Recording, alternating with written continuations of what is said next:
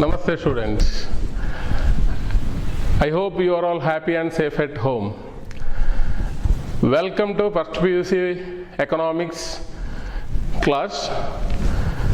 First chapter, Indian economy on the eve of independence. In last two class, we studied about our economy during the time of colonial rule. In last class, we discussed about industrial sector, demographic profile of India during the time of British rule. So under industrial sector, what is industries? Industries ಅಂದರೆ ಸಾಮಾನ್ಯವಾಗಿ ಕಾರ್ಖಾನೆ ಅಂತ ಹೇಳ್ತೇವೆ. So it produces industrial goods or industrial services or industrial commodities. So industrialization, what do you mean by industrialization?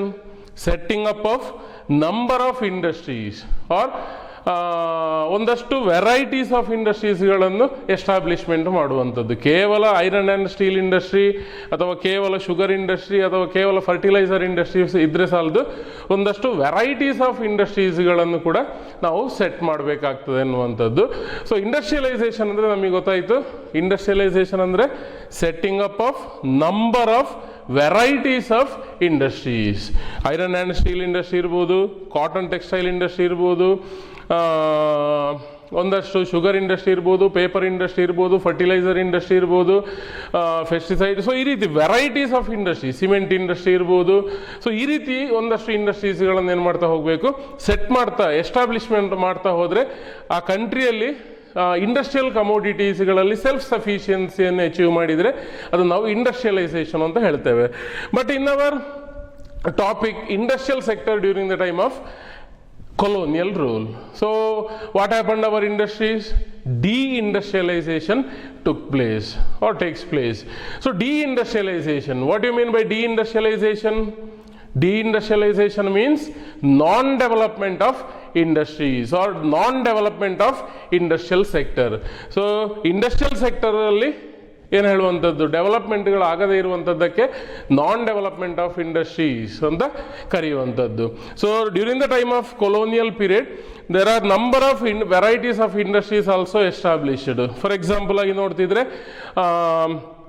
Cotton ಒಂದಷ್ಟು ಇಂಡಸ್ಟ್ರೀಸ್ಗಳಿರ್ಬೋದು, ಅಥವಾ jute industry ಇರ್ಬೋದು, paper ಇಂಡಸ್ಟ್ರೀಸ್ಗಳಿರ್ಬೋದು, sugar ಇಂಡಸ್ಟ್ರೀಸ್ಗಳಿರ್ಬೋದು.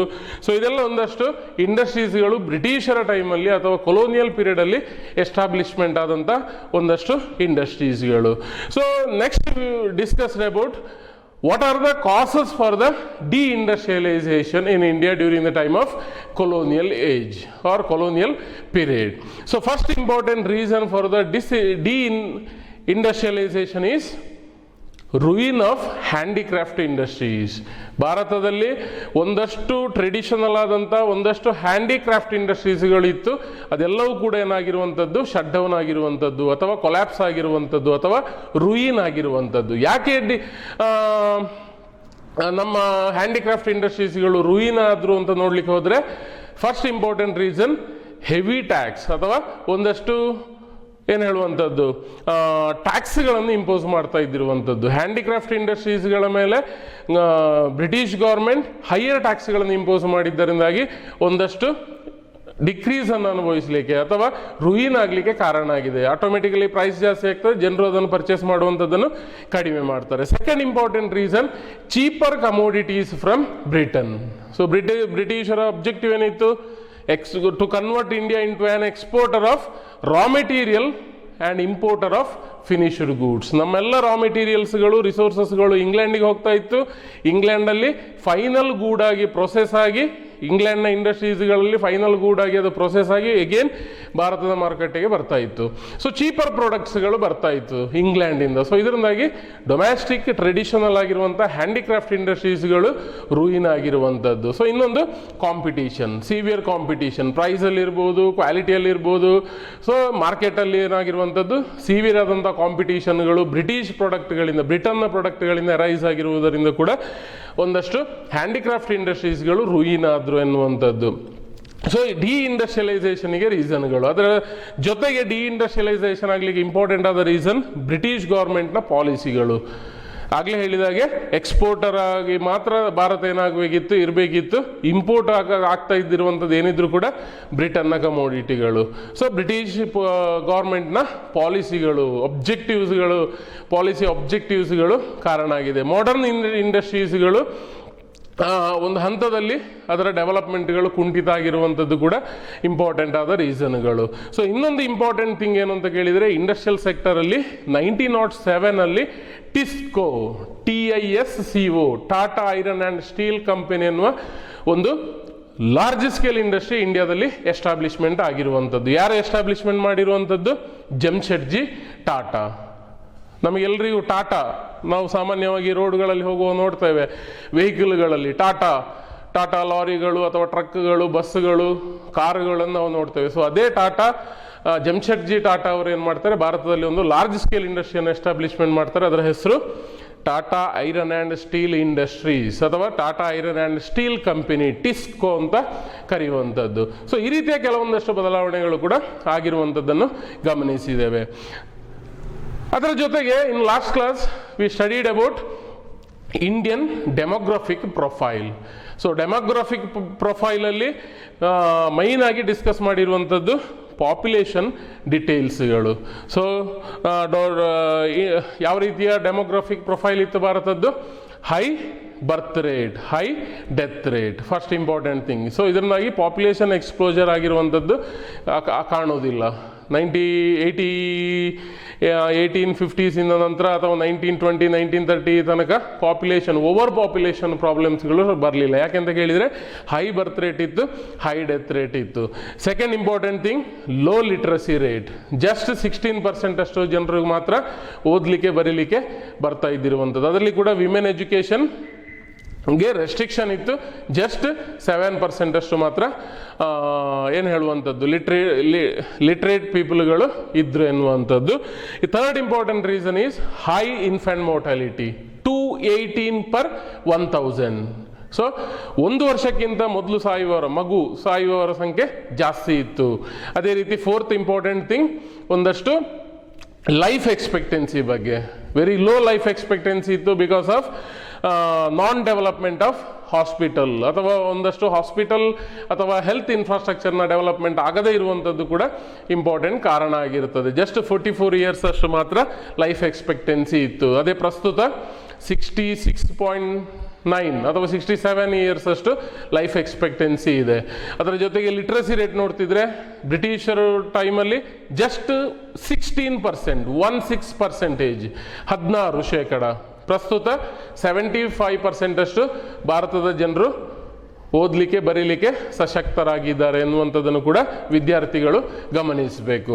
At the same time ಒಂದಷ್ಟು ಆಕ್ಯುಪೇಷನಲ್ ಸ್ಟ್ರಕ್ಚರ್ ಬಗ್ಗೆ ಕೂಡ ಡಿಸ್ಕಸ್ ಮಾಡಿದ್ದೇವೆ. ಜನರು ತಮ್ಮ ಜೀವನಕ್ಕೋಸ್ಕರ ಒಂದಲ್ಲ ಒಂದು ಫೀಲ್ಡಲ್ಲಿ ಜನರು ಏನು ಮಾಡ್ತಾ ಇದ್ರು, ಆಕ್ಯುಪೇಷನ್, ಎಂಪ್ಲಾಯ್ಮೆಂಟ್ ಅಪಾರ್ಚುನಿಟಿಯನ್ನು ಕಂಡುಕೊಳ್ತಾ ಇದ್ರು. ಅವರ ಇನ್ಕಮಿಗೋಸ್ಕರ, ಅವರ ಫುಡ್ಡಿಗೋಸ್ಕರ, ಅವರ ಡೈಲಿ ನೀಡ್ಸ್ಗಳನ್ನು ಸ್ಯಾಟಿಸ್ಫೈ ಮಾಡಲಿಕ್ಕೋಸ್ಕರ ಒಂದಲ್ಲ ಒಂದು ಎಂಪ್ಲಾಯ್ಮೆಂಟ್ ಅಪಾರ್ಚುನಿಟಿಯಲ್ಲಿ ಜನರು ಬ್ಯುಸಿಯಾಗಿದ್ದರು. ಸೊ 70% ಅಷ್ಟು ಜನ ಅಗ್ರಿಕಲ್ಚರ್ ಸೆಕ್ಟರನ್ನು ಡಿಪೆಂಡ್ ಆಗಿದ್ದರು. ಅರೌಂಡ್ 20% ಅಷ್ಟು ಜನ ಇಂಡಸ್ಟ್ರಿಯಲ್ ಸೆಕ್ಟರನ್ನು ಡಿಪೆಂಡ್ ಆಗಿದ್ದರು. 10% ಅಷ್ಟು ಜನ ಸರ್ವಿಸ್ ಸೆಕ್ಟರನ್ನು ಡಿಪೆಂಡ್ ಆಗಿದ್ದರು ಅವರ ಎಂಪ್ಲಾಯ್ಮೆಂಟ್ ಅಪಾರ್ಚುನಿಟಿಗೆ. ಸೊ ಇದು ಎವರೇಜ್ ಏನು ಹೇಳುವಂಥದ್ದು, percentage wise distribution of work force ಎನ್ನುವಂಥದ್ದು.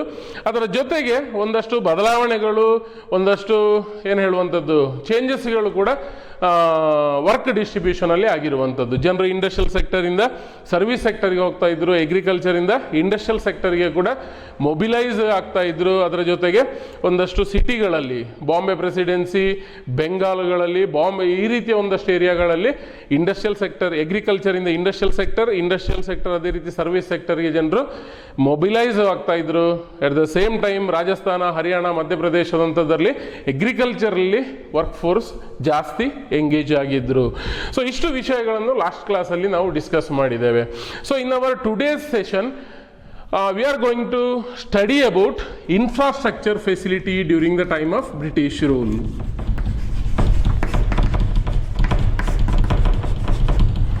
So infrastructure, what do you mean by infrastructure facility?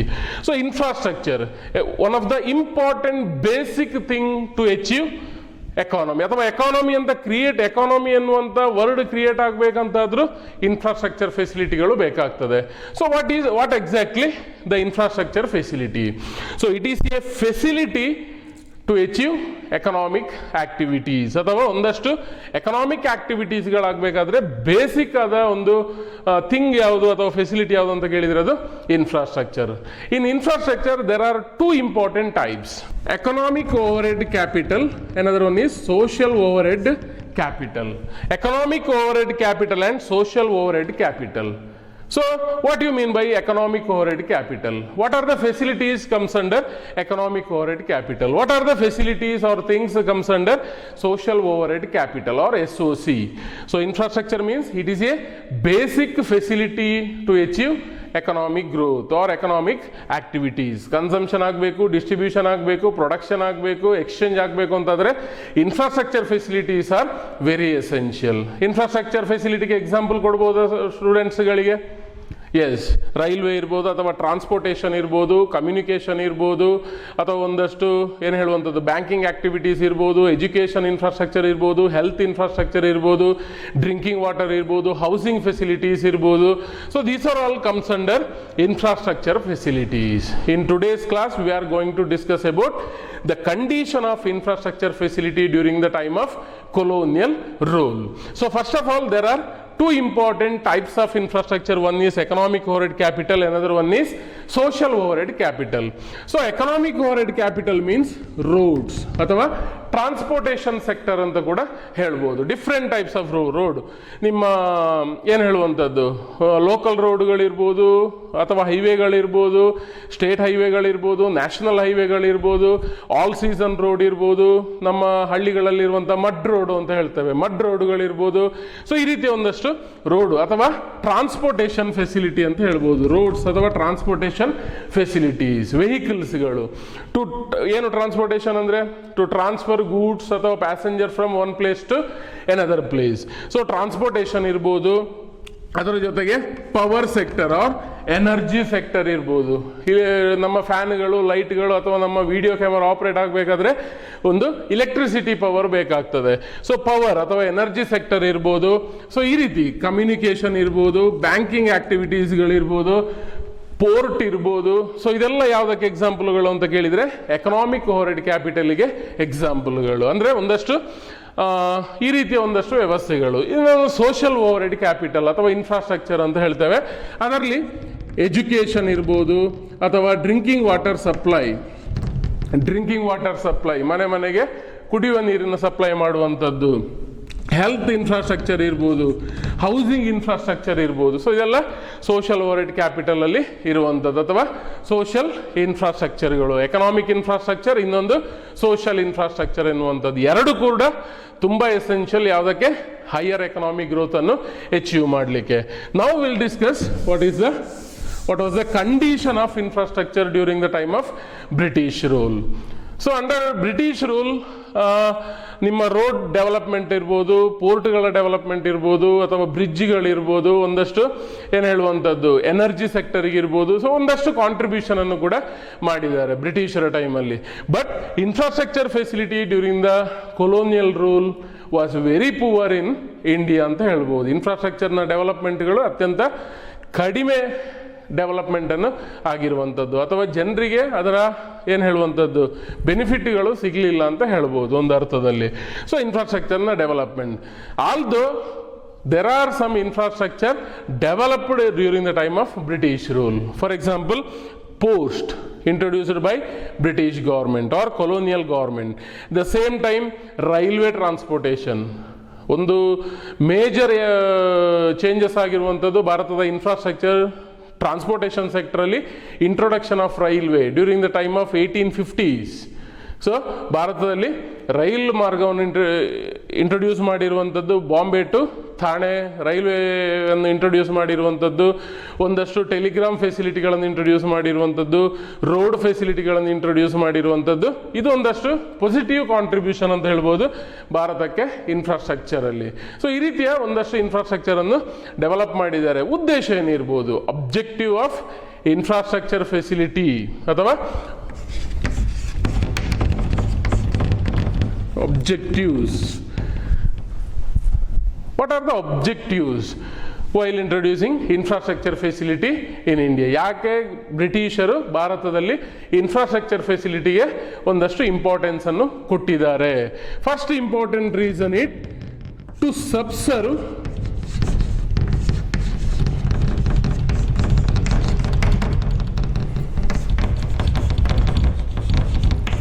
or to subserve colonial interest. For whom ಅಥವಾ ಯಾರಿಗೋಸ್ಕರ ಬ್ರಿಟಿಷರು ಇನ್ಫ್ರಾಸ್ಟ್ರಕ್ಚರ್ ಡೆವಲಪ್ ಮಾಡಿದ್ರು ಅಂತ ಕೇಳಿದರೆ to fulfil Britain or colonial interest. ಬ್ರಿಟಿಷರ ಅಡ್ಮಿನಿಸ್ಟ್ರೇಷನ್ ಪರ್ಪಸ್ಸಿಗೆ, law and order ಮೇಂಟೆನೆನ್ಸಿಗೆ ಅಥವಾ ಅವರ ಒಂದಷ್ಟು ಅಗತ್ಯತೆಗೋಸ್ಕರ ಭಾರತದಲ್ಲಿ ಅವರು ಇನ್ಫ್ರಾಸ್ಟ್ರಕ್ಚರ್ನ ಡೆವಲಪ್ಮೆಂಟ್ಗೆ ಒಂದಷ್ಟು ಕಾಂಟ್ರಿಬ್ಯೂಟ್ ಮಾಡಿದ್ರು ಅಂತ ಹೇಳ್ಬೋದು. So at the same time to mobilize army, to mobilize British army in India, Britain government or colonial government introduced several road facilities. ನೀವು ನೋಡಿರ್ಬೋದು ನಮ್ಮ ದೇಶದಲ್ಲಿ ಈಗ ಕೂಡ ಬ್ರಿಟಿಷರು ಕನ್ಸ್ಟ್ರಕ್ಷನ್ ಮಾಡಿರುವಂಥ ಎಷ್ಟೋ ಡ್ಯಾಮ್ಗಳಿದೆ, ಬ್ರಿಡ್ಜ್ಗಳಿದೆ, ರೋಡ್ಗಳಿದೆ.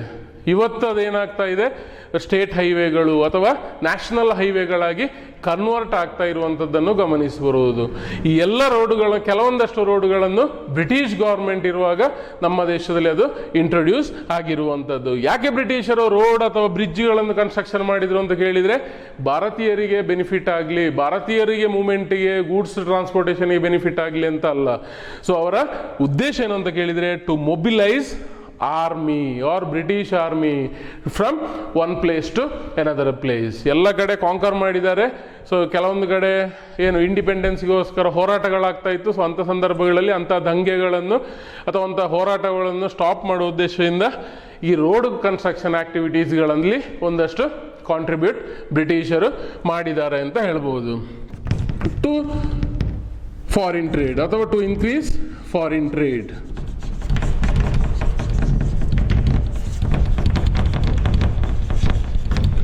So to increase foreign trade, especially ಏನು objective foreign ಟ್ರೇಡಲ್ಲಿ?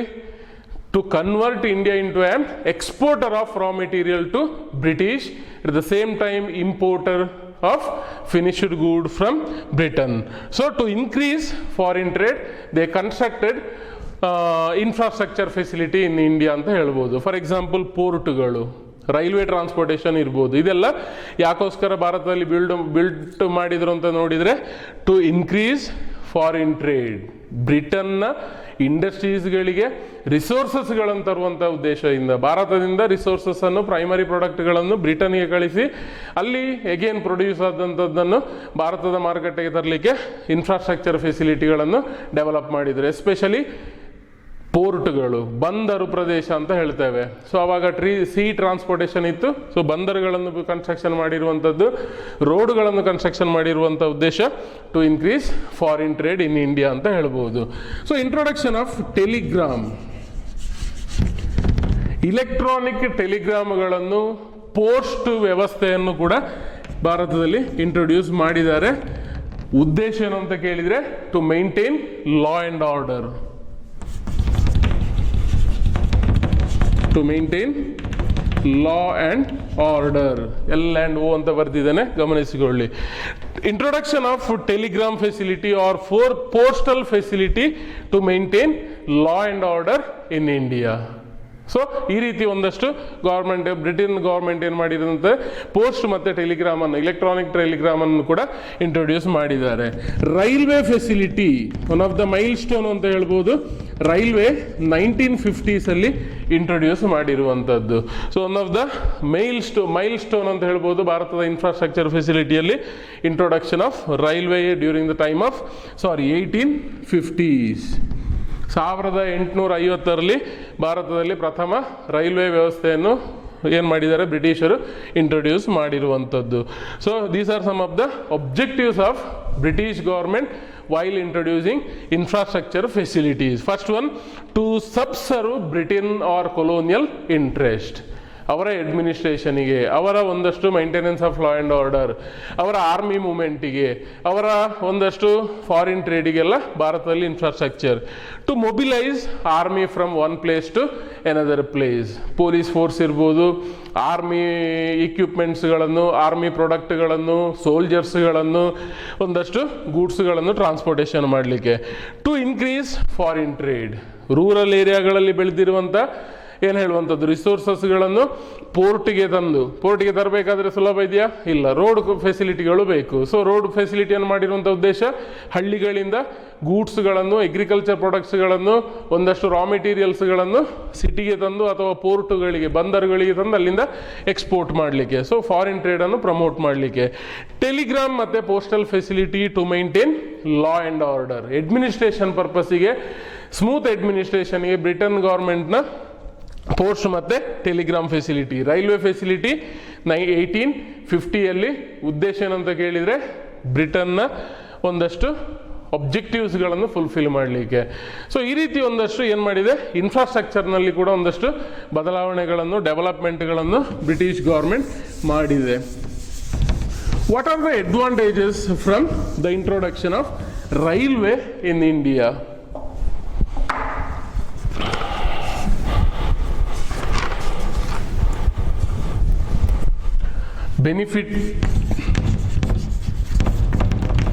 benefits of railway to Indians ಅಂತ ಹೇಳ್ಬೋದು. So what are the benefits from the introduction of railway to the India ಅಥವಾ to Indian people? The first important thing is to travel from one place to another place. So ಒಂದಷ್ಟು ಏನು ಹೇಳುವಂಥದ್ದು, it helps to break long distances, ಅಥವಾ ಏನು ಹೇಳುವಂಥದ್ದು long ಡಿಸ್ಟೆನ್ಸ್ಗಳ travel ಮಾಡಲಿಕ್ಕೆ.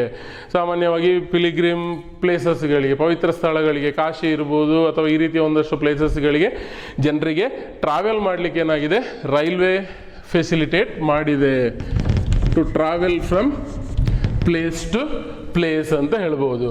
Second important thing, it helps to break cultural and geographical barriers. It helps, introduction of railway helps to break cultural and geographical barriers. ನೀವು just ಕಲ್ಪನೆ ಮಾಡಿಕೊಳ್ಳಿ, 1850 1900ನೇ ಟೈಮಲ್ಲಿ, 1900 ಇಸವಿಯಲ್ಲಿ ಒಂದು moment ಆಗುವಂಥದ್ದು, ಇಲ್ಲಿಂದ ಮಂಗಳೂರಿಗೆ ಹೋಗಬೇಕು ಅಥವಾ ಇಲ್ಲಿಂದ ಬಾಂಬೆಗೆ ಹೋಗಬೇಕು, ಇಲ್ಲಿಂದ ಬೆಂಗಳೂರಿಗೆ ಹೋಗಬೇಕು, ಕಲ್ಪನೆ ಕೂಡ ಮಾಡಿಕೊಳ್ಳಿಕ್ಕೆ ಜನರಿಂದ ಸಾಧ್ಯ ಆಗ್ತಾ ಇರಲಿಲ್ಲ. ಬಟ್ ಇಂಟ್ರೊಡಕ್ಷನ್ ಆಫ್ ರೈಲ್ವೆ ಯಾವುದಕ್ಕೆ ಹೆಲ್ಪ್ ಮಾಡಿದೆ, ಜಿಯೋಗ್ರಾಫಿಕಲ್ ಬ್ಯಾರಿಯರನ್ನು ಬ್ರೇಕ್ ಮಾಡಲಿಕ್ಕೆ. ಅತ್ಯಂತ ಸುಲಭದಲ್ಲಿ ನಾವೇನು ಮಾಡ್ಬೋದು, ಬಾಂಬೆಗೆ ಟ್ರಾವೆಲ್ ಮಾಡ್ಬೋದಿತ್ತು ಅಥವಾ ಚೆನ್ನೈಗೆ ಟ್ರಾವೆಲ್ ಮಾಡ್ಬೋದಿತ್ತು. ಯಾವುದರ ಹೆಲ್ಪಿಂದ, ರೈಲ್ವೆ ಹೆಲ್ಪಿಂದಾಗಿ ಟ್ರಾವೆಲ್ ಮಾಡ್ಬೋದಿತ್ತು. ಸೊ ಆ ಜನರ ಬೇರೆ ಬೇರೆ ಏರಿಯಾದ ಜನರ ಕಲ್ಚರ್ಗಳು, ಟ್ರೆಡಿಷನ್ಗಳು, ಫುಡ್ ಸ್ಟೈಲ್ಗಳು ಬೇರೆ ಬೇರೆ ಇರ್ತದೆ. ಸೊ ಆ ಕಲ್ಚರನ್ನು ಸ್ಟಡಿ ಮಾಡಲಿಕ್ಕೆ ಯಾವ್ದು ಹೆಲ್ಪ್ ಆಗ್ತಾ ಇತ್ತು, ರೈಲ್ವೆ ಹೆಲ್ಪ್ ಆಗ್ತಾ ಇತ್ತು. To break cultural and geographical barriers. It helps to encourage industrialisation in India.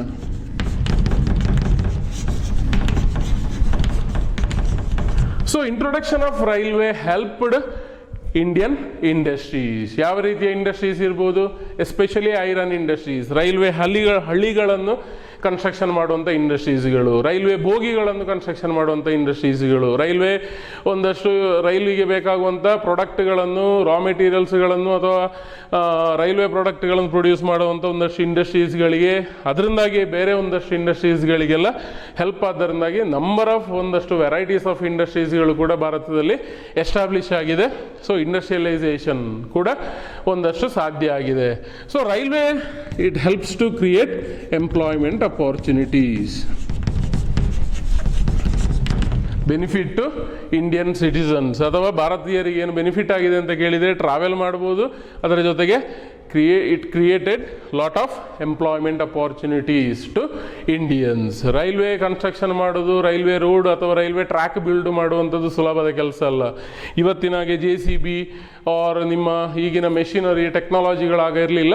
So lot of employment, lakhs of employment ಏನಾಗಿದೆ ಈಗ ಕೂಡ ಪ್ರಸ್ತುತ ಅತ್ಯಂತ ಹೆಚ್ಚಿನ ಏನು ಹೇಳುವಂಥದ್ದು ಜನರು ಭಾರತದಲ್ಲಿ ಉದ್ಯೋಗದಲ್ಲಿರುವಂಥದ್ದು ರೈಲ್ವೆ ಡಿಪಾರ್ಟ್ಮೆಂಟಲ್ಲಿ 1 crore ಜಾಸ್ತಿ ಜನ ಇಂಡಿಯನ್ ರೈಲ್ವೆಯಲ್ಲಿ ಎಂಪ್ಲಾಯರ್ಸ್ಗಳಾಗಿದ್ದಾರೆ. ಸೊ ಜಸ್ಟ್ ಇಮ್ಯಾಜಿನ್ ಮಾಡಿಕೊಳ್ಳಿ ಎಷ್ಟು ದೊಡ್ಡ ಪಬ್ಲಿಕ್ ಸರ್ವಿಸ್ ಯೂನಿಟ್ ಎನ್ನುವಂಥದ್ದು. ಅತ್ಯಂತ ಹೆಚ್ಚು ಜನ ಎಂಪ್ಲಾಯರ್ಸ್ಗಳಿರುವಂಥ ಒಂದು ಸಂಸ್ಥೆ ಯಾವುದು ಅಂತ ಕೇಳಿದರೆ ಅದು ಭಾರತದಲ್ಲಿ ಭಾರತೀಯ railway.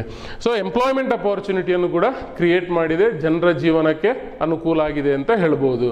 At the same time export increase ಆಗಲಿಕ್ಕೆ it helps to increase export in India, especially railway facilitate foreign trade ಅಂತ ಹೇಳ್ಬೋದು. ಎಕ್ಸ್ಪೋರ್ಟ್ಗಳು ಜಾಸ್ತಿ ಆಗಿದೆ. ಯಾಕೆ ಎಕ್ಸ್ಪೋರ್ಟ್ಗಳು ಜಾಸ್ತಿ ಆಗಿದೆ? ರೈಲ್ವೆಯಿಂದಾಗಿ ರೂರಲ್ ಏರಿಯಾದಿಂದ ಏನು ಹೇಳುವಂಥದ್ದು ಪೋರ್ಟ್ಗಳಿಗೆ ರೈಲ್ವೆ ಕನೆಕ್ಟಿವಿಟಿ ಜಾಸ್ತಿ ಪೋರ್ಟ್ಗಳಿಗೆ ಇತ್ತು. ಯಾಕೆ ಅಂತ ಕೇಳಿದರೆ ಈ ಗೂಡ್ಸ್ಗಳನ್ನು ಬ್ರಿಟನ್ಗೆ ಟ್ರಾನ್ಸ್ಪೋರ್ಟೇಷನ್ ಮಾಡಲಿಕ್ಕೆ. ಸೊ ಇದರಿಂದಾಗಿ ಭಾರತದ ಎಕ್ಸ್ಪೋರ್ಟ್ ಏನಾಗಿದೆ ಜಾಸ್ತಿ ಆಗಿದೆ ಅಂತ ಕೂಡ ಗಮನಿಸಬೇಕು. Benefit of introduction of railway, first one, it helps to travel from one place to another place to the Indians. It helps to break cultural and geographical barriers. ಬೇರೆ ಬೇರೆ ಕಡೆಗೆ ನಮಗೆ ಟ್ರಾವೆಲ್ ಮಾಡ್ಬೋದಿತ್ತು. Industrialisation takes place with the help of introduction of railway. Employment opportunity created with the help of introduction of railway. Export where increases by the help of railways. Actually under infrastructure ಬ್ರಿಟಿಷರು ಒಂದಷ್ಟು ಇನ್ಫ್ರಾಸ್ಟ್ರಕ್ಚರಿಗೆ help ಮಾಡಿದೆ. ಯಾವ ರೀತಿ ಅಂತ ಕೇಳಿದರೆ postal ವ್ಯವಸ್ಥೆಯನ್ನು introduce ಮಾಡಿರುವಂಥದ್ದು, Telegram ವ್ಯವಸ್ಥೆಯನ್ನು ಇಂಟ್ರೊಡ್ಯೂಸ್ ಮಾಡಿರುವಂಥದ್ದು, ರೈಲ್ವೆಯನ್ನು ಇಂಟ್ರೊಡ್ಯೂಸ್ ಮಾಡಿರುವಂಥದ್ದು, ಒಂದಷ್ಟು ರೋಡ್ಸ್ಗಳನ್ನು ಇಂಟ್ರೊಡ್ಯೂಸ್ ಅಥವಾ ಬಿಲ್ಡ್ ಮಾಡಿರುವಂಥದ್ದು, ಎನರ್ಜಿಗೆ ಒಂದಷ್ಟು ಕಾಂಟ್ರಿಬ್ಯೂಟ್ ಮಾಡಿದ್ದಾರೆ, ಡ್ರಿಂಕಿಂಗ್ ವಾಟರಿಗೆ ಒಂದಷ್ಟು ಕಾಂಟ್ರಿಬ್ಯೂಟ್ ಮಾಡಿರುವಂಥದ್ದು. ಸೊ ಈ ರೀತಿ ಒಂದಷ್ಟು ಏನು ಮಾಡಿದ್ದಾರೆ, ಇನ್ಫ್ರಾಸ್ಟ್ರಕ್ಚರ್ ಫೆಸಿಲಿಟಿಯನ್ನು ಡೆವಲಪ್ ಮಾಡುವಲ್ಲಿ ಒಂದಷ್ಟು ಕಾಂಟ್ರಿಬ್ಯೂಟ್ ಮಾಡಿದ್ದಾರೆ ಅಂತ ಹೇಳ್ಬೋದು. ಬಟ್ ಉದ್ದೇಶ ಏನು, ಬ್ರಿಟಿಷ್ ಗೌರ್ಮೆಂಟಿನ ಉದ್ದೇಶ ಏನು ಅಂತ ಕೇಳಿದರೆ ನಮಗೆ ಹೆಲ್ಪ್ ಆಗಲಿ, ಇಂಡಿಯನ್ಸ್ಗೆ ಹೆಲ್ಪ್ ಆಗಲಿ ಅಂತಲ್ಲ, ಏನಿದ್ರು ಬ್ರಿಟನ್ ಗೌರ್ಮೆಂಟ್ನ ಸ್ಮೂತ್ ಅಡ್ಮಿನಿಸ್ಟ್ರೇಷನಿಗೆ, ಬ್ರಿಟನ್ ಗೌರ್ಮೆಂಟ್ನ ಬೆನಿಫಿಟ್ಟಿಗೆ, ಅವರ ಆಬ್ಜೆಕ್ಟಿವ್ಸ್ಗಳನ್ನು ಫುಲ್ಫಿಲ್ ಮಾಡುವಂಥ ಉದ್ದೇಶಕ್ಕೆ ಭಾರತದಲ್ಲಿ ಇನ್ಫ್ರಾಸ್ಟ್ರಕ್ಚರ್ನ ಡೆವಲಪ್ಮೆಂಟನ್ನು ಮಾಡಿರುವಂಥದ್ದು. So we studied about infrastructure facility during the time of colonial rule. Next one is foreign trade policies or foreign trade system during the period of Britain rule or colonial rule. So trade, what do you mean by trade? Trade means exchange of goods and services ಅಂತ ಹೇಳ್ಬೋದು. Exchange of goods for other goods ಅಥವಾ ಒಂದಷ್ಟು exchange of goods and services. ಸಾಮಾನ್ಯವಾಗಿ where trade takes place in markets. ಒಂದು place ಅದು market ಅಂತ ಕರಿತೇವೆ. ಸೊ ಆ ಮಾರ್ಕೆಟಲ್ಲಿ ಏನಾಗ್ತದೆ, ಟ್ರೇಡ್ ಆಕ್ಟಿವಿಟೀಸ್ಗಳು, ಬೈಯಿಂಗ್ ಆ್ಯಂಡ್ ಸೆಲ್ಲಿಂಗ್ ಆಕ್ಟಿವಿಟೀಸ್ಗಳು ನಡೆಯುವಂಥದ್ದು. So in trade there are 2 important types. One is internal trade, another one is international trade. Then internal trade means trade within the boundaries of the countries. ದೇಶದ ಒಳಗಡೆ ಆಗುವಂಥ buying ಮತ್ತು selling ಆಕ್ಟಿವಿಟೀಸ್ಗಳು internal trade. Another important thing, international trade or the foreign trade. Foreign trade or international trade means trade between the countries, between 2 or more countries. ಭಾರತ ಮತ್ತು Japan, Bharat ಮತ್ತು America, Bharat ಮತ್ತು China ಅಥವಾ ಭಾರತ ಮತ್ತು ಇಸ್ರೇಲ್. ಸೊ ಈ ರೀತಿ trade ಆದರೆ ದೇಶಗಳ ನಡುವೆ ಟ್ರೇಡ್ಗಳು, ಬೈಯಿಂಗ್ ಮತ್ತು ಸೆಲ್ಲಿಂಗ್ ಆಕ್ಟಿವಿಟೀಸ್ಗಳು, ಅದನ್ನು ನಾವೇನು ಅಂತ ಕರೆಯುವಂಥದ್ದು ಎಕ್ಸ್ಪೋರ್ಟ್ ಮತ್ತು ಇಂಪೋರ್ಟ್ ಆಕ್ಟಿವಿಟೀಸ್ಗಳು. ಸೊ ಇದಾದರೆ ಫಾರಿನ್ ಟ್ರೇಡ್ ಅಂತ ಕರೆಯುವಂಥದ್ದು. ಸೊ ಫಾರಿನ್ ಟ್ರೇಡ್ನ ಸ್ಥಿತಿಗತಿಗಳು ಬ್ರಿಟಿಷರ ಆಡಳಿತ ಸಮಯದಲ್ಲಿ ಯಾವ ರೀತಿ ಇತ್ತು? First one is drain of wealth. Drain of wealth. So what do you mean by drain of wealth?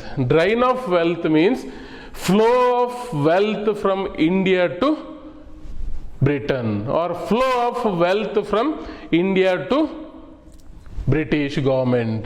So ಬ್ರಿಟನ್ನಿಗೆ ಭಾರತದ ವೆಲ್ತ್ಗಳೇನಾಗುವಂಥದ್ದು ಫ್ಲೋ ಆಗುವಂಥದ್ದಕ್ಕೆ, ಮೂಮೆಂಟ್ ಆಗಿದ್ದಕ್ಕೆ ನಾವೇನಂತ ಕರೆಯುವಂಥದ್ದು ಡ್ರೈನ್ ಆಫ್ ವೆಲ್ತ್ ಅಂತ ಕರೆಯುವಂಥದ್ದು.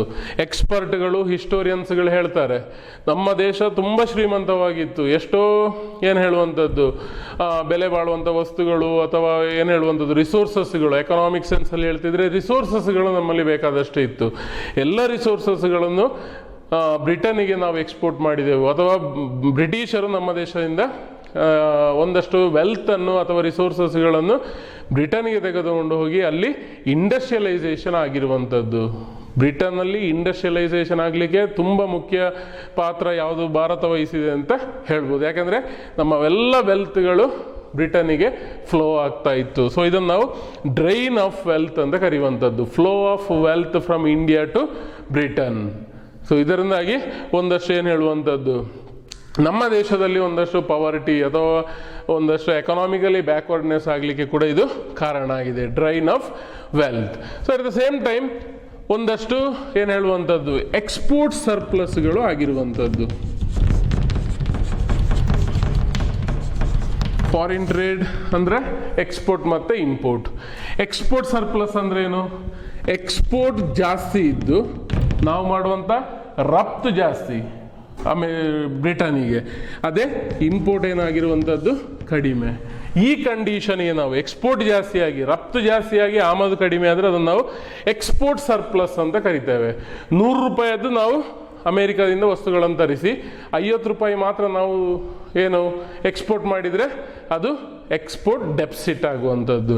ಎಕ್ಸ್ಪೋರ್ಟ್ ಸರ್ಪ್ಲಸ್ ಅಂದರೆ 100 ರೂಪಾಯಿಯ ವಸ್ತುವನ್ನು ನಾವು ಅಮೇರಿಕಕ್ಕೆ ಸೆಲ್ ಮಾಡಿ ಅಥವಾ ಎಕ್ಸ್ಪೋರ್ಟ್ ಮಾಡಿ, ಅಮೇರಿಕದಿಂದ ನಾವು 50 ರೂಪಾಯಿ ಗೂಡ್ಸನ್ನು ನಾವು ಇಂಪೋರ್ಟ್ ಮಾಡಿದರೆ 50 ರೂಪಾಯಿ ಅಷ್ಟರಲ್ಲಿ ಏನಾಗಿದೆ, ಎಕ್ಸ್ಪೋರ್ಟ್ ಸರ್ಪ್ಲಸ್ ಬಂದಿರುವಂಥದ್ದು. ಅರ್ಥ ಆಯಿತು ಅಂತ ತಿಳ್ಕೊಂಡಿದ್ದೇನೆ. ಎಕ್ಸ್ಪೋರ್ಟ್ ಸರ್ಪ್ಲಸ್ ಅಂದರೆ ಏನು ಅಂತ. ಎಕ್ಸ್ಪೋರ್ಟ್ ಜಾಸ್ತಿ ಆಗುವಂಥದ್ದು, ಇಂಪೋರ್ಟ್ ಕಡಿಮೆ ಆಗುವಂಥದ್ದು.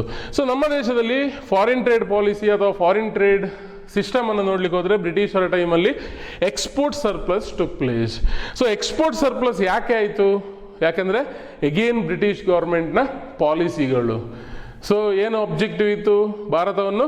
To convert India into an exporter of raw material and the importer of finished good from Britain ಎನ್ನುವಂಥ ಒಬ್ಜೆಕ್ಟಿವ್ಸ್ ಇತ್ತು. ಇದರಿಂದಾಗಿ ಏನಾಯಿತು, ಎಕ್ಸ್ಪೋರ್ಟ್ ಸರ್ಪ್ಲಸ್ಗಳಾಗ್ತಾ ಇತ್ತು. ಯಾವುದನ್ನೆಲ್ಲ ವಸ್ತುಗಳನ್ನು ಎಕ್ಸ್ಪೋರ್ಟ್ ಮಾಡ್ತಾ ಇದ್ದೆವು? ಕ್ಲೋತ್, ಸಿಲ್ಕ್ ಇರ್ಬೋದು, ವೂಲ್ ಇರ್ಬೋದು, ಅಥವಾ ಒಂದಷ್ಟು ಶುಗರ್ ಇರ್ಬೋದು, ಅಥವಾ ಈ ರೀತಿಯ ಒಂದಷ್ಟು ಕಮೋಡಿಟೀಸ್ಗಳು, ನಿಮ್ಮ ಏನು ಹೇಳುವಂಥದ್ದು ಸ್ಪೈಸಸ್ ಐಟಮ್ ಇರ್ಬೋದು. ಸೊ ಈ ರೀತಿಯ ಒಂದಷ್ಟು ಐಟಮ್ಸ್ಗಳು ಏನಾಗ್ತಾ ಇತ್ತು, ಎಕ್ಸ್ಪೋರ್ಟ್ ಆಗ್ತಾ ಇತ್ತು. ಕಮರ್ಷಿಯಲ್ ಕ್ರಾಪ್ಗಳು, ಕಾಫಿ, ಟೀ, ರಬ್ಬರ್, ಕಾಟನ್, ಈ ರೀತಿಯ ವಸ್ತುಗಳೇನಾಗ್ತಾ ಇತ್ತು ಭಾರತದಿಂದ ಎಕ್ಸ್ಪೋರ್ಟ್ ಆಗ್ತಾ ಇತ್ತು. ಅಲ್ಲಿ ಅದು ಫಿನಿಶ್ಡ್ ಗೂಡ್ ಆಗಿ ಎಗೇನ್ ನಮ್ಮ ಭಾರತದ ಮಾರುಕಟ್ಟೆಗೆ ಬರ್ತಾ ಇತ್ತು. ಸೊ ಎಕ್ಸ್ಪೋರ್ಟ್ ಸರ್ಪ್ಲಸ್ ಯಾವತ್ತೂ ಕೂಡ ಅಡ್ವಾಂಟೇಜಸ್ ಆಗಿರಬೇಕು. ಬ್ರಿಟನ್ನ ರೂಲಿಂಗ್ ಟೈಮಲ್ಲಿ ಅದು ಡಿಸ್ಅಡ್ವಾಂಟೇಜಸ್ ಆಗಿದೆ ಭಾರತಕ್ಕೆ. ಹೇಗೆ ಅಂತ ಡಿಸ್ಕಸ್ ಮಾಡುವ. Disadvantages of export surplus.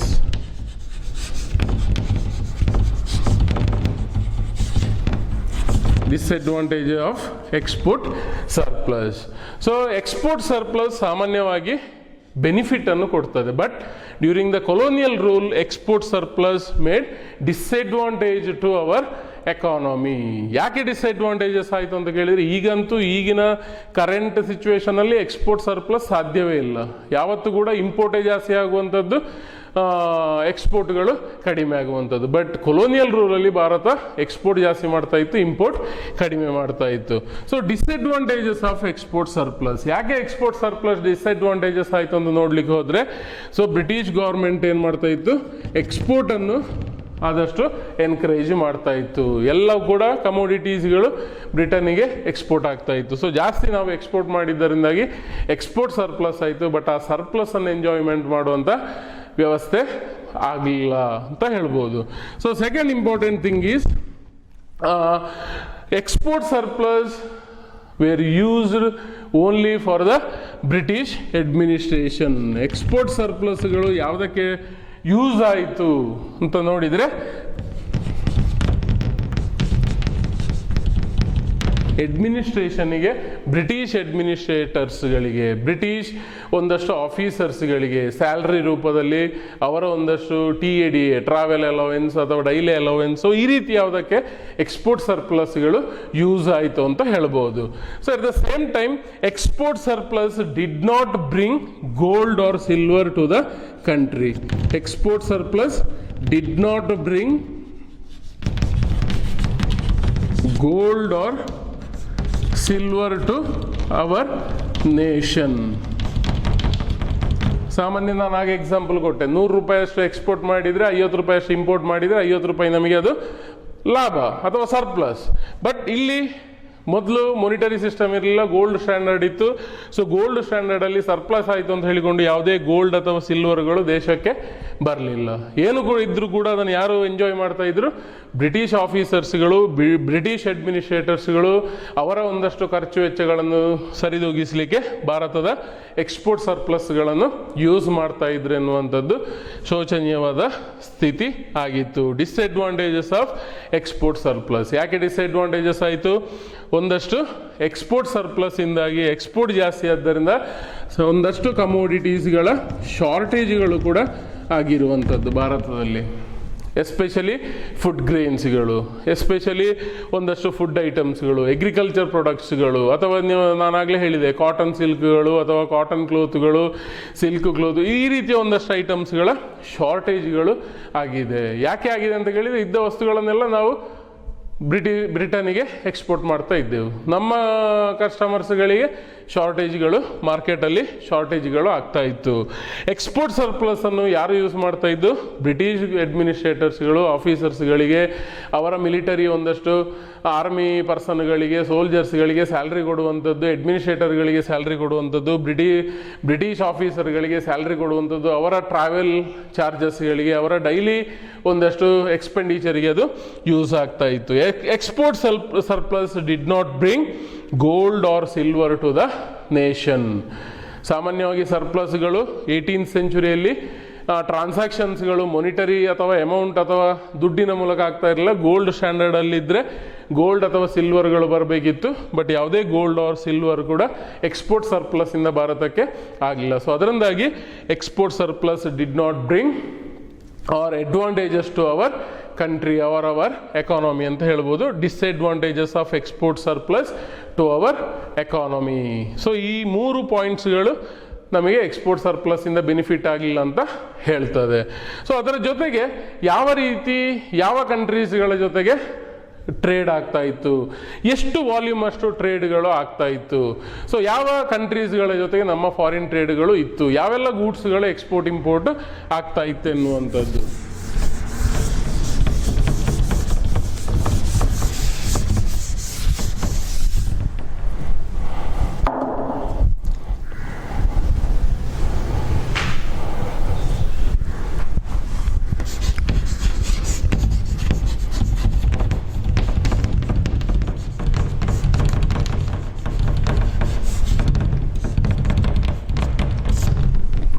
Total volume and direction of foreign trade.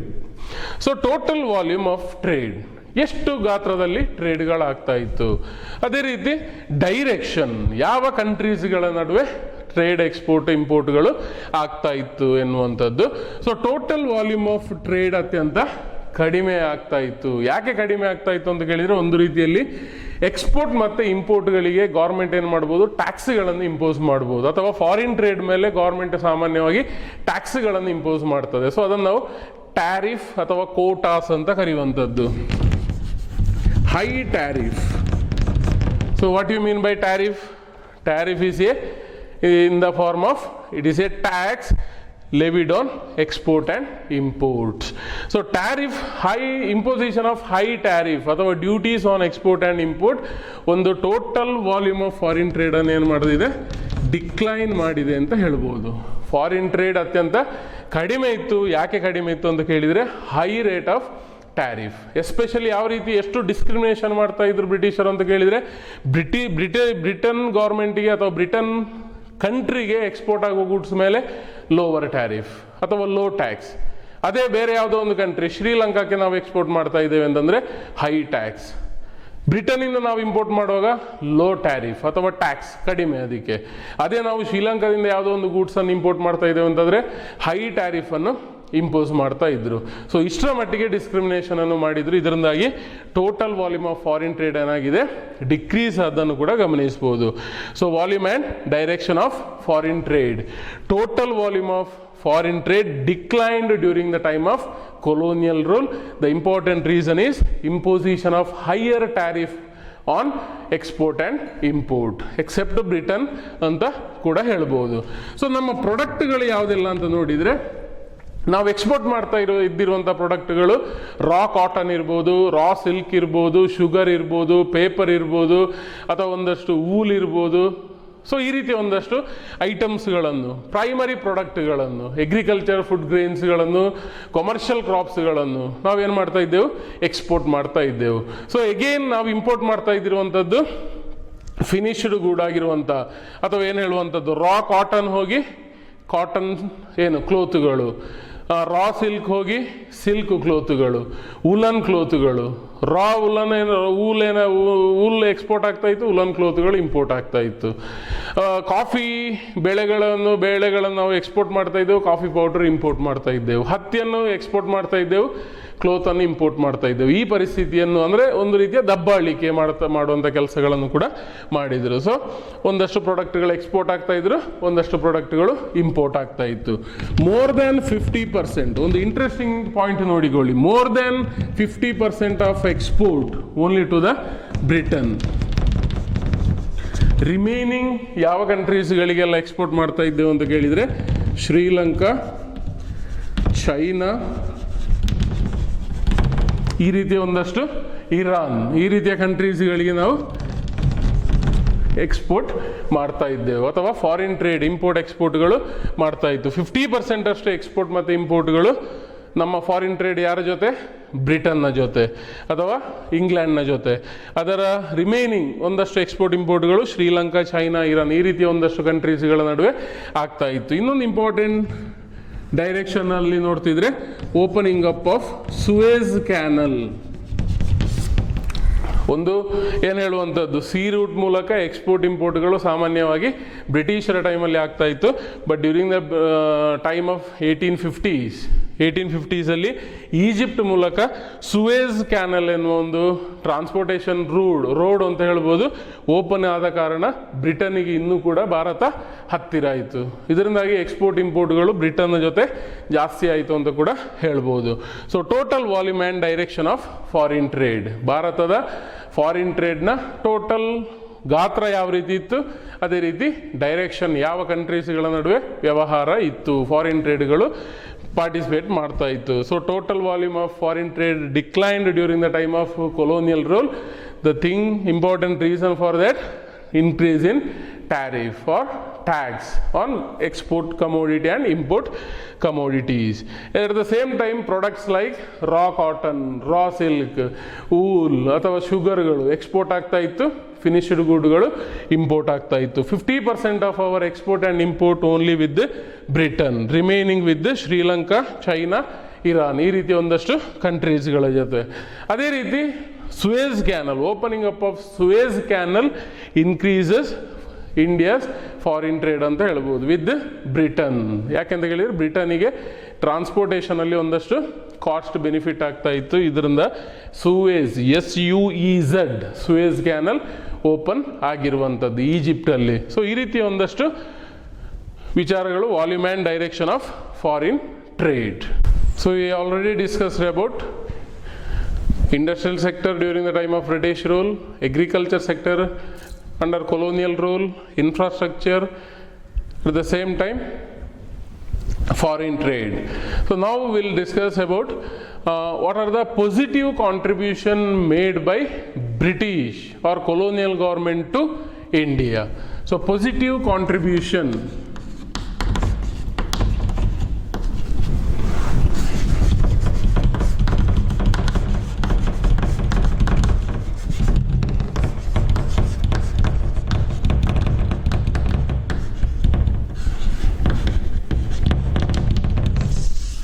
So what are the positive contribution made by British government to India?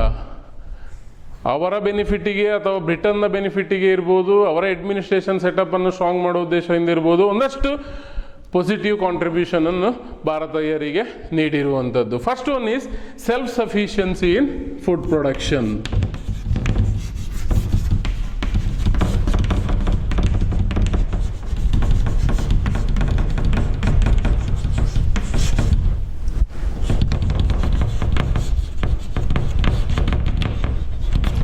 First important contribution made by the British was self-sufficiency in food production. Especially during the time of Britain or British colonial government, they supported the development of or the production of commercial crops. Especially ನಿಮ್ಮ ಹತ್ತಿ, cotton ಇರ್ಬೋದು, ಈ ರೀತಿಯ ಒಂದಷ್ಟು commercial ಕ್ರಾಪ್ಸ್ಗಳಿಗೆ, coffee, rubber, tea or ಈ ರೀತಿ commercial ಕ್ರಾಪ್ಸ್ಗಳಿಗೆ ಒಂದಷ್ಟು ಎನ್ಕರೇಜ್ ಮಾಡಿರುವಂಥದ್ದು. ಅದರ ಜೊತೆಗೆ ಒಂದಷ್ಟು ಫುಡ್ ಗ್ರೇನ್ಸಿನ ಪ್ರೊಡಕ್ಷನ್ಗೆ ಕೂಡ ಬ್ರಿಟಿಷ್ ಗೌರ್ಮೆಂಟ್ ಏನು ಮಾಡಿದೆ, ಒಂದಷ್ಟು ಎನ್ಕರೇಜ್ ಮಾಡಿದೆ ಅಂತ ಹೇಳ್ಬೋದು. ಸೆಲ್ಫ್ ಸಫಿಷಿಯನ್ಸಿಯನ್ನು ಅಚೀವ್ ಮಾಡಿದ್ದು, ಸ್ವಾವಲಂಬನೆಯನ್ನು ಅಚೀವ್ ಮಾಡಿರುವಂಥದ್ದು. ಯಾವುದರಲ್ಲಿ? ಎಗ್ರಿಕಲ್ಚರ್ನ ಪ್ರೊಡಕ್ಷನಲ್ಲಿ. ಎಗ್ರಿಕಲ್ಚರಿಗೆ ಒಂದಷ್ಟು ಎಕ್ಸ್ಪೋರ್ಟಿಗೆ ಅವಕಾಶ ಇದ್ದಿರುವಂಥದ್ದು. ಇಂಟ್ರೊಡಕ್ಷನ್ ಆಫ್ ರೈಲ್ವೆ ಟ್ರಾನ್ಸ್ಪೋರ್ಟೇಷನ್ ಇರ್ಬೋದು, ಆರ್ ಇನ್ಫ್ರಾಸ್ಟ್ರಕ್ಚರ್ ಡೆವಲಪ್ಮೆಂಟ್ ಇರ್ಬೋದು. ಇದೆಲ್ಲ ಏನು ಮಾಡಿದೆ? ಎಗ್ರಿಕಲ್ಚರಲ್ಲಿ ಒಂದಷ್ಟು ಸೆಲ್ಫ್ ಸಫಿಷಿಯನ್ಸಿಯನ್ನು ಅಚೀವ್ ಮಾಡಲಿಕ್ಕೆ ಹೆಲ್ಪ್ ಮಾಡಿದೆ ಅಂತ ಹೇಳ್ಬೋದು. Second important one is better means of transportation.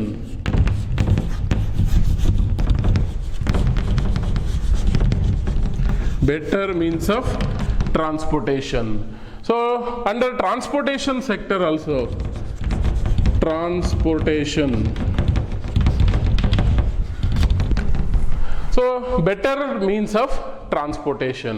Introduction of railway, introduction of road facility. So local ರೋಡ್ಗಳು, ಹೈವೇಗಳು, ಈ ರೀತಿ ಬ್ರಿಡ್ಜ್ಗಳು ಅಥವಾ ನಿಮ್ಮ ಏನು ಹೇಳುವಂಥದ್ದು, ಈ ರೀತಿ ಒಂದಷ್ಟು ಎನ್ಕರೇಜ್ಮೆಂಟ್ಗಳನ್ನು ಮಾಡಿರುವಂಥದ್ದು. ಎಸ್ಪೆಷಲಿ ಇಂಟ್ರೊಡಕ್ಷನ್ ಆಫ್ ರೈಲ್ವೆ ಏನೆಲ್ಲ ಬೆನಿಫಿಟ್ ಇತ್ತು ಅಂತ ನಮಗೆ ಗೊತ್ತಾಗಿದೆ. It helps the Indians to move from one place to another place. It helps to break cultural and geographical barrier. ಒಂದಷ್ಟು ಎಂಪ್ಲಾಯ್ಮೆಂಟ್ ಅಪಾರ್ಚುನಿಟಿಯನ್ನು ಕ್ರಿಯೇಟ್ ಮಾಡಿದ್ದು. ಸೊ ಕಾಸ್ಟ್ ಆಫ್ ಟ್ರಾನ್ಸ್ಪೋರ್ಟೇಷನನ್ನು ರೆಡ್ಯೂಸ್ ಮಾಡಿದೆ ಅಂತ ಹೇಳ್ಬೋದು.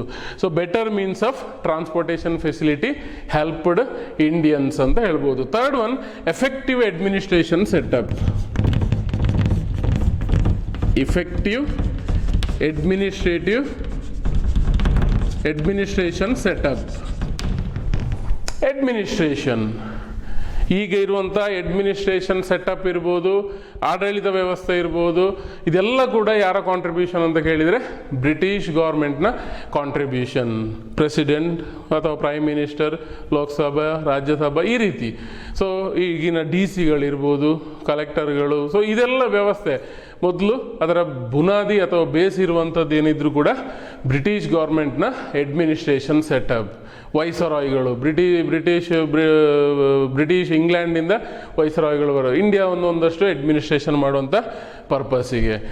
Fourth one, shift to monetary economy. Shift to monetary economy. ಹಾಗಾದರೆ ಮೊದಲು ಯಾವುದೇ ರೀತಿಯ ಎಕನಾಮಿಕ್ ಸಿಸ್ಟಮ್ ಪ್ರಿವೇಲ್ಡ್ ಆಗಿತ್ತು? Shift to monetary economy. Before the introduction of money or monetary system we had barter system. ಏನು ಬಾರ್ಟರ್ ಸಿಸ್ಟಮ್ ಅಂದರೆ exchange of goods for other goods. ಈಗ ನಾನೇನೋ ಒಂದು ಪ್ರೊಡಕ್ಷನ್ ಮಾಡ್ತಾ ಇದ್ದೇನೆ, ನೀವೇನೋ ಪ್ರೊಡಕ್ಷನ್ ಮಾಡ್ತಾ ಇದ್ರಿ ಅಂತ ಇಟ್ಕೊಳ್ಳುವ. ಸೊ ನಮಗೆ ಟ್ರೇಡ್ ಆಗಬೇಕು ಅಥವಾ ಒಂದಷ್ಟು ಗೂಡ್ಸ್ಗಳ ಎಕ್ಸ್ಚೇಂಜ್ ಆಗಬೇಕು, ಅಥವಾ ಅದರ ನಾನು ಪ್ರೊಡ್ಯೂಸ್ ಮಾಡಿದಂಥ ಗೂಡ್ಸು ನನಗೆ ಯೂಸ್ ಇಲ್ಲದೇ ಇರ್ಬೋದು, ನನಗೆ ಬೇರೆ ಪ್ರಾಡಕ್ಟ್ನ ಅವಶ್ಯಕತೆ ಇರ್ಬೋದು. ಅಂಥ ಸಂದರ್ಭಗಳಲ್ಲಿ ನಾನು ಪ್ರೊಡ್ಯೂಸ್ ಮಾಡಿದ್ದನ್ನು ನಿಮಗೆ ಕೊಡೋದು, ನೀವು ಪ್ರೊಡ್ಯೂಸ್ ಮಾಡಿದ್ದನ್ನು ನಾನು ತಗೊಳ್ಳೋದು, ಈ ರೀತಿ ಎಕ್ಸ್ಚೇಂಜ್ಗಳು ಆಗ್ತಾ ಇತ್ತು. So barter system means exchange of goods for other goods. Under monetary system ದುಡ್ಡು ಕೊಟ್ಟರೆ ಆಯಿತು, ಪರ್ಚೇಸ್ ಮಾಡಿಕೊಂಡು ಬರುವಂಥದ್ದು. ಸೊ ಇಂಟ್ರೊಡಕ್ಷನ್ ಆಫ್ ಮನಿ ಅಥವಾ ಮಾನಿಟರಿ ಸಿಸ್ಟಮ್ ಯಾರ್ದು ಅಂತ ಕೇಳಿದರೆ ಬ್ರಿಟನ್ ಗೌರ್ಮೆಂಟದ್ದು. ಸ್ಟಿಲ್ ಈಗ ಕೂಡ ಅದೇ ಸಿಸ್ಟಮ್, ಮಾನಿಟರಿ ಸಿಸ್ಟಮ್ ನಮ್ಮಲ್ಲಿ ಪ್ರಿವೇಲ್ಡ್ ಇದೆ ಅಂತ ಹೇಳ್ಬೋದು. Promoted western culture.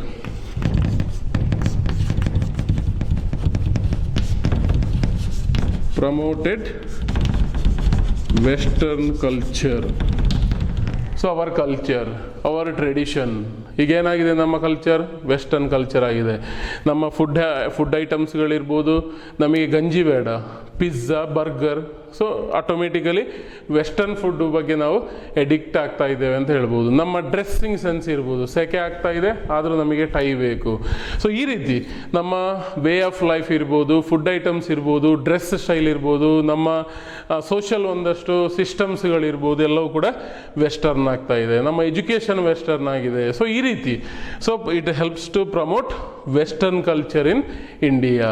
ಬಟ್ ಒಂದು ಹಂತದಲ್ಲಿ ನಮ್ಮ ಒಂದಷ್ಟು ಏನು ಹೇಳುವಂಥದ್ದು ಫಾಲ್ಸ್ ಬಿಲೀಫ್ಗಳು, ಕೆಲವು ಬಿಲೀಫ್ಸ್ಗಳು ಇರುತ್ತದೆ. ಸೊ ಅದರ ಒಂದಷ್ಟು ನಾಶಕ್ಕೆ ಕೂಡ ಇದು ಕಾರಣ ಆಗಿದೆ ಅಂತ ಹೇಳ್ಬೋದು.